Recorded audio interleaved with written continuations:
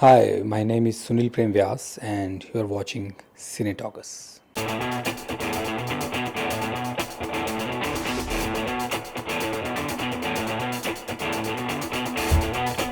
Hello Sunil ji, सबसे पहले स्वागत है आपका हमारे चैनल में। कॉन्ग्रेचुलेशंस। नंदी द सेवियर, ये जो आपकी फ़िल्म आ रही है, इसके बारे में जानना चाहेंगे कि क्या स्टोरी है और किस तरीके से आपने इसे शूट किया है और क्या कुछ बताना चाहोगे। Thank you so much. मैं आपके चैनल को भी थैंक यू बोलना चाहता हूँ। नंदी द सेवियर जो फिल्म है, ये एक सुपर हीरो फिल्म है जो बच्चे, टीनेजर्स, इनफैक्ट एंटायर फैमिलीज़ को टारगेट करके हम बना रहे हैं। मेरे ख्याल से world across to my knowledge इस मेथड से एनिमेशन फिल्म कभी बनाई नहीं गई है, और ना ही इस लुक की एनिमेशन फिल्म अब तक मैंने देखी है। जैसे हम ग्राफिक नॉवेल्स बचपन में पढ़ते थे, जैसे नागराज है या चाचा चौधरी की कॉमिक्स है, क्योंकि हमारे फोटो रियलिस्टिक ट्रीटमेंट है, इसलिए मैंने नागराज या महाबली शाह का ऐसे एग्जाम्पल लिए। तो ग्राफिक नॉवल की लुक है जो कि 2D की लुक के आसपास है, लेकिन ट्रीटमेंट जो है वो 3D है। तो और ये क्यों और कैसे हुआ, ये बेसिकली ऐसा है कि मेरा बैकग्राउंड थिएटर का रहा है, तो एक्टर्स मीडियम है थिएटर, और एनिमेशन में एक्टर्स का कुछ खास काम होता ही नहीं, सब कुछ एनिमेटर्स ही कर लेते हैं। तो इंडियन मैथोलॉजी में नंदी जो हैं वो शिव के फर्स्ट डिसाइपल माने जाते रहे हैं, और कैसे एक शिव काल में जो वो कार्य पूर्ण नहीं कर पाए, एक फिक्शनल कैरेक्टर है हमारे जो एंटागनिस्ट हैं,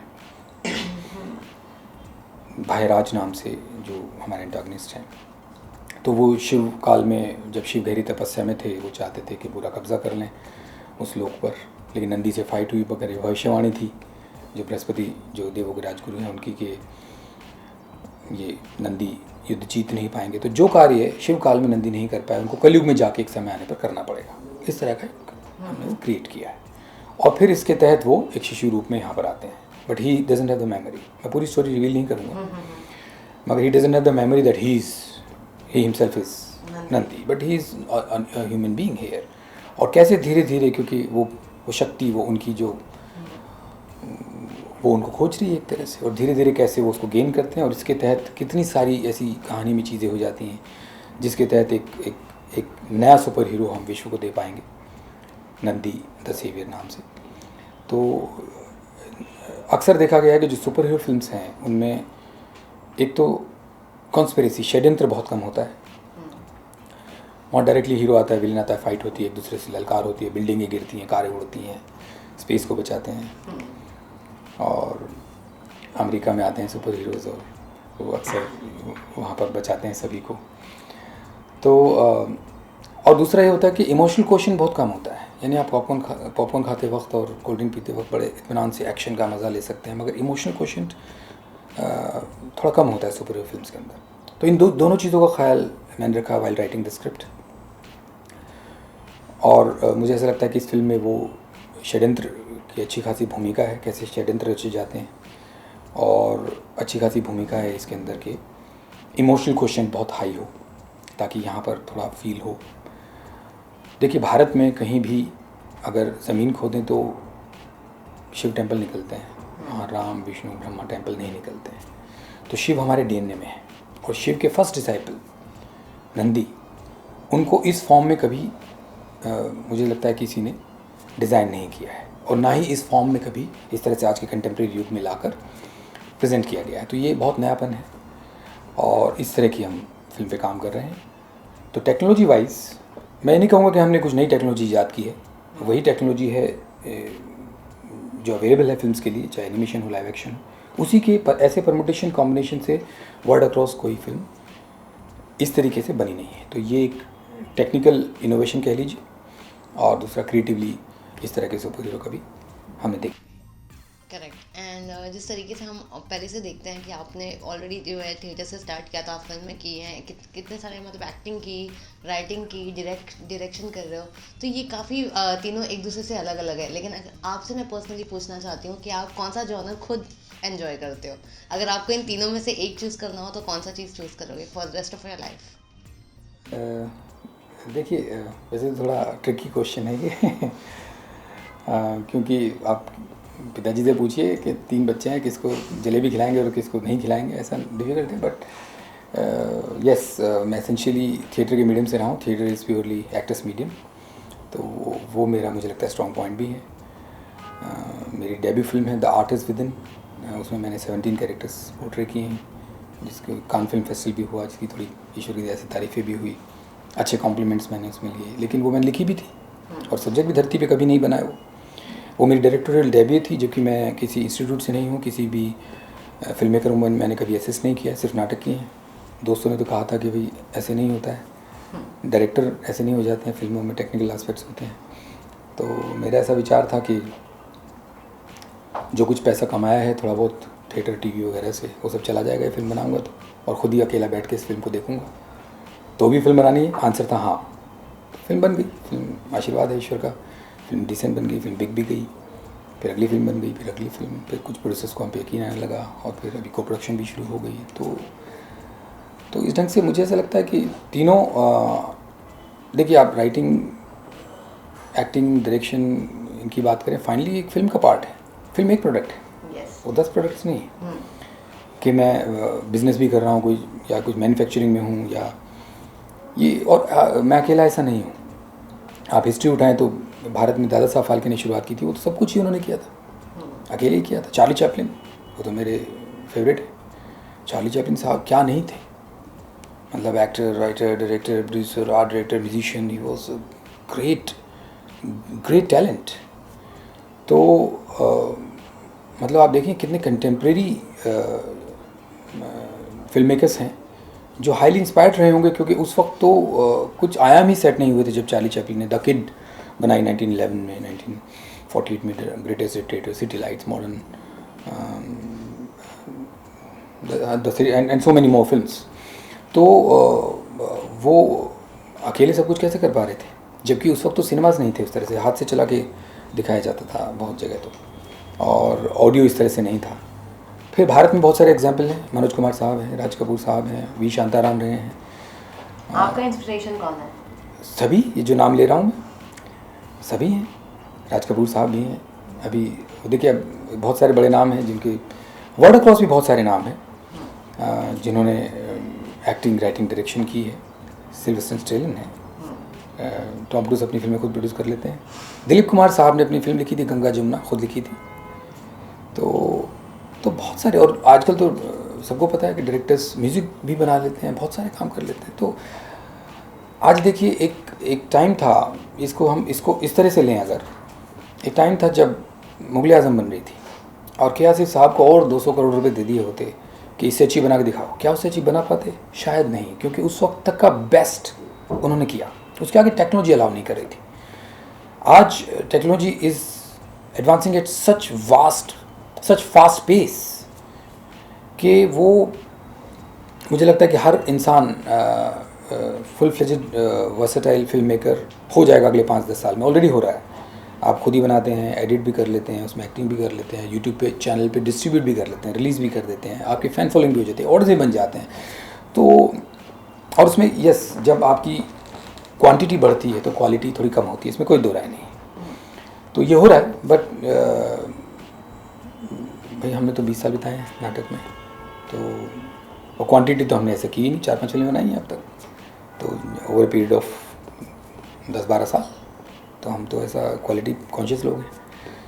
तो यस, एक्टिंग इज़ दुनिया का एकमात्र प्रोफेशन है जिसमें आप एक से ज़्यादा ज़िंदगी जी सकते हैं। राइटर सबसे पहले जीता है किसी भी कैरेक्टर को, डायरेक्टर उसको थोड़ा मॉडिफाइड फॉर्म में जीता है, लेकिन एक्टर उसको प्रैक्टिकली जीता है। अगर वो राजा है तो राजा की ड्रेस पहन के सिंहासन पे बैठता है, घोड़े पे बैठता है। अगर वो रंक है तो लिटरली वो फटीचर की हालत में आता है, तो प्रैक्टिकली जीता है वो। तो वो उससे बियॉन्ड कुछ नहीं हो सकता। मुझे ऐसा लगता है कि there is a most amazing phenomena which can happen to any artist, that he lives so many different lives in this one single life. बहुत सारे ऐसे unfortunate please pardon my words, but बहुत सारे ऐसे अनफॉर्चुनेट एक्टर्स भी हैं जिन्होंने 20-25 किरदार निभाए एक ही तरीके से, तो उन्होंने एक ही लाइफ जी है, सिर्फ नाम बदल दिया कैरेक्टर का। लेकिन मौका वो होना चाहिए जहाँ बिल्कुल आपकी पर्सनैलिटी से डिफरेंट चीज़ें करने का मौका मिले और आप कर पाएँ। तो मुझे ऐसा लगता है कि अभिनय इनमें, ऑडियंस भी अभिनय को ही सराहते हैं। कोई नहीं कहता इसकी फिल्म, सलमान खान की फिल्म, शाहरुख खान की फिल्म, फिल्म मेकर, ठीक है। तो ठीक है, दिस इज़ ये, बट ये एक दूसरे के पूरक हैं, मुझे ऐसा लगता है। Writing, acting, direction, finally it's a film. So I am, that's how I am an artist and a film maker. Okay, so सारे मतलब एज अ फिल्म मेकर लोगों का सपना होता है बड़े नाम के साथ काम करने के लिए, यू नो, किसी ना किसी को लेने के लिए। सो अगर मैं आपको पूछूं कि आपका ऐसा कौन सा एक्टर है जिसको आप डायरेक्ट करना चाहोगे, सो वो कौन सा एक्टर है? वर्ल्ड अक्रॉस कितना टैलेंट है, कितना टैलेंट है। आप देखिए, रियलिटी शोज़ देखें अगर हम, तो छोटे छोटे बच्चे ऐसा गाना गाते हैं, ऐसा डांस करते हैं कि उनको जजेस की सीट पे होना चाहिए। तो कितना ज़्यादा टैलेंट है वर्ल्ड अक्रॉस। और बची जो स्टार हैं उनकी बात, कि ऑलरेडी जो स्टार्स हैं तो बहुत सारे, अमिताभ बच्चन साहब बिल्कुल मोस्ट फॉर्चुनेट स्टार। तो अमिताभ बच्चन साहब के साथ मेरी काम करने की बहुत ही दिली ख्वाहिश है कि कभी ऐसा हो, क्योंकि मैं उनको बहुत तहे दिल से पसंद करता हूँ। I have learned a lot from not only me, lot of हमारी जनरेशन, हमसे पहले की जनरेशन, हमारे बाद की जनरेशन, सबके लिए सीखने की। देखिए, कन्विक्शन सबसे ज़्यादा इंपॉर्टेंट चीज़ है एक एक्टर के लिए। कन्विक्शन, फिल्म मेकर के लिए भी, किसी भी, चाहे पेंटर हो, कोई भी आर्टिस्ट हो, चाहे वो पोइट हो, कन्विक्शन सबसे ज़्यादा ज़रूरी चीज़ है। अमिताभ बच्चन साहब ने इतने वैरायटी ऑफ कमर्शियल सिनेमा किया है जहाँ कन्विक्शन नहीं आएगी एक्टर को, कि आपने शराब पी ली और फिर आप शीशे में खुद से बात कर रहे हैं, और आप रेडियो के चैनल चेंज हो रहे हैं और आप कुछ करते जा रहे हैं जिसमें, you know, when you are Amitabh Bachchan, you are son of Harivansh Rai Bachchan, when your intellect is that high. जब आप घोड़े से बात कर रहे हैं, एक ही लाइन को हैम कर रहे हैं, याराना आपने देखी होगी, और उसमें भी आप होल्ड करते हैं।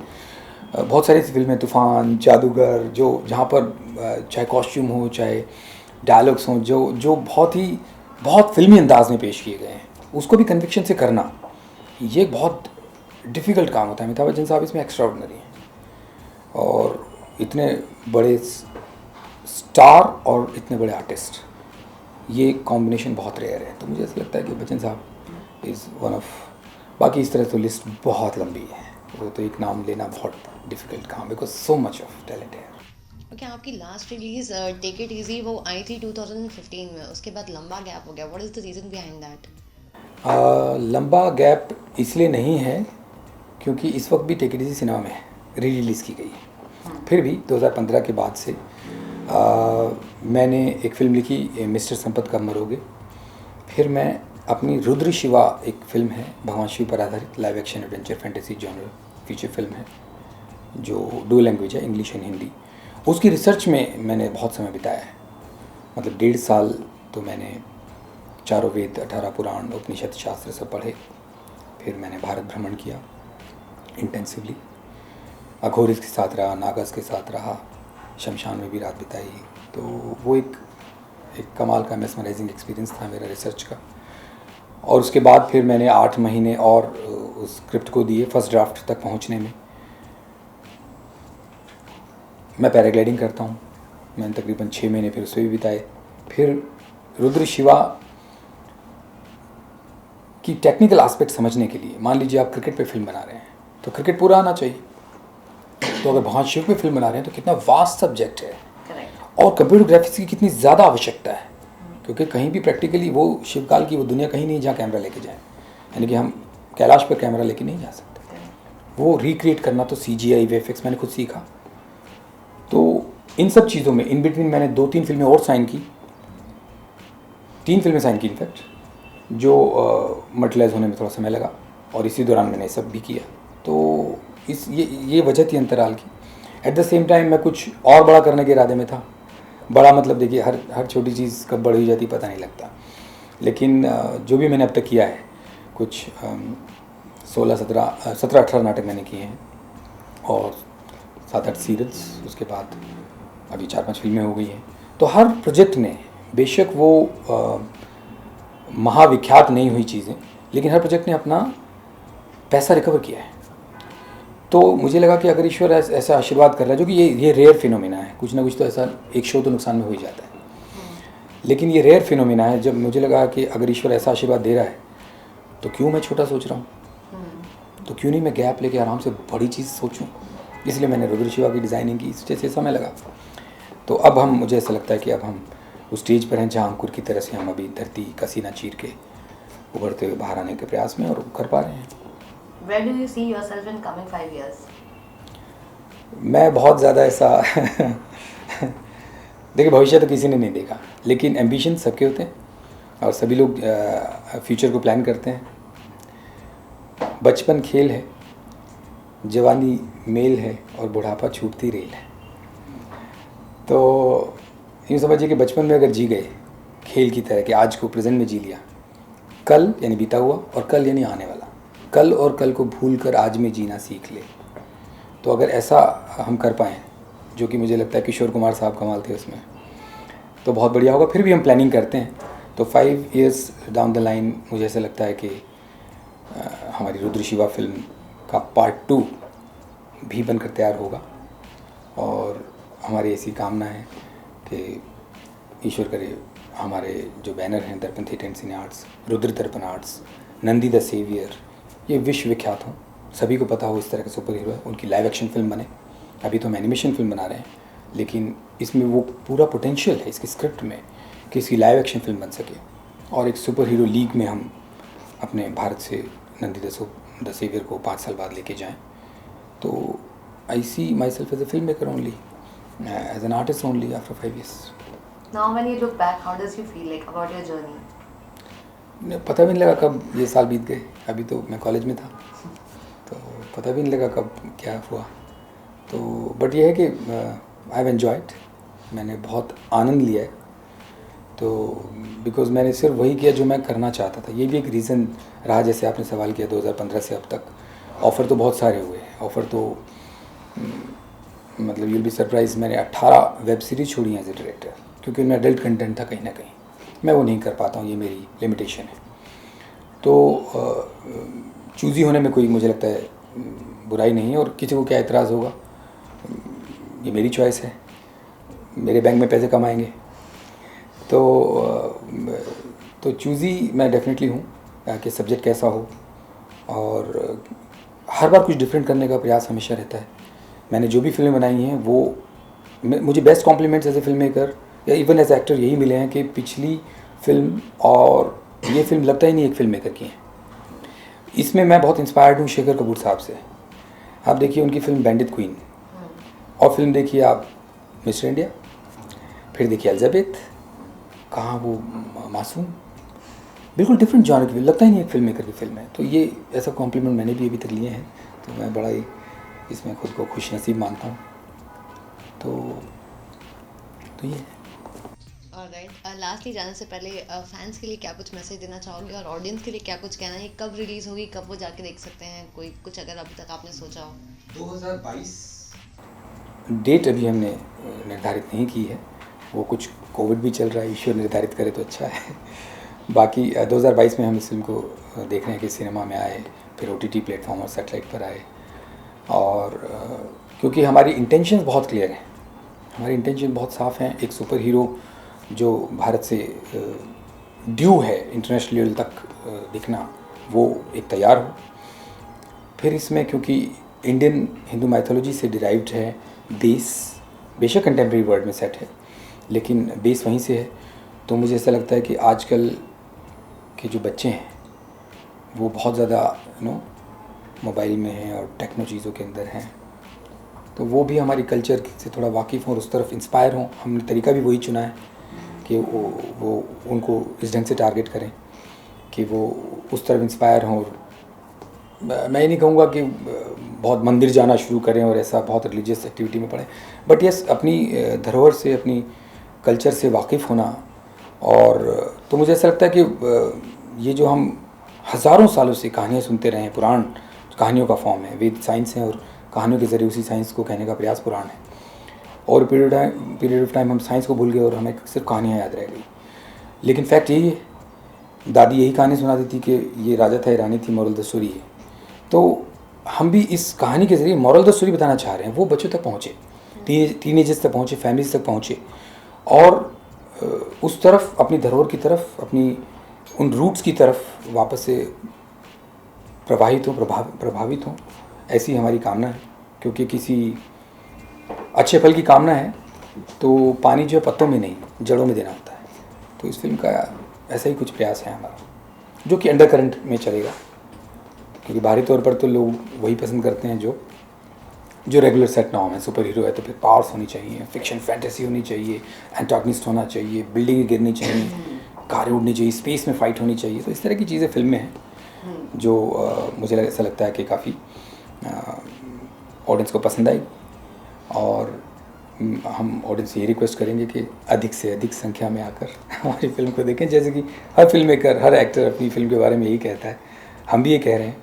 और अगर हम मुझे ऐसा लगता है कि फिल्म क्योंकि हम काफ़ी शूट कर चुके हैं तो हमें अंदाज़ा है कि ये, क्योंकि मैं अपनी फिल्म खुद एडिट भी करता हूँ, तो मुझे पता है कि ये डेफिनेटली होल्डिंग कैपेसिटी है फिल्म में। तो फिल्म अपने आप में ऑडियंस को होल्ड करेगी तो नंबर ऑफ़ ऑडियंस अपने आप बढ़ेंगे। तो बस ऐसी कामना है हमारी। All right, thank you so much. All the best. Looking forward for the release. It was pleasure talking to you. Thank you so much for giving us your time. Thank you. All the best.